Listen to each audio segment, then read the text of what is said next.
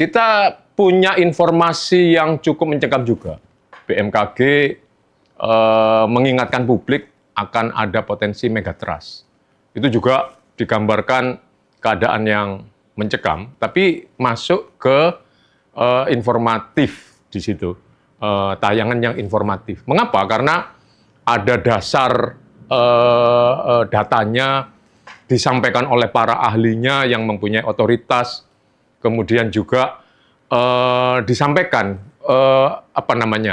walaupun itu mencekam, tapi tidak mengundang atau mengajak masyarakat panik, tapi lebih bersiap.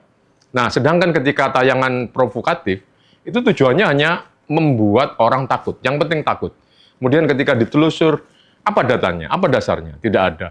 Kalau kita ngomong tadi Indonesia darurat 7 hari, dalam urusan apa? Dalam konteks apa? Kapan mulainya? Apa yang menjadi pemicunya? Tidak dijelaskan sama sekali di situ. Tiba-tiba pokoknya darurat 7 hari aja. Fasilitas-fasilitas umum tidak berfungsi aja. Kemudian publik menjadi panik aja. Nah, itu provokatif. Kita memang dengan susunan kata-kata yang disampaikan dengan cara meyakinkan, kemudian dengan mimik wajah yang mungkin bisa disebut dengan yakin dengan apa yang diucapkannya, publik bisa terpengaruh. Tapi itu tadi, ketika ditelusur atau diuji dasarnya apa, tidak ada, maka saya lebih menggolongkan itu tayangan provokatif.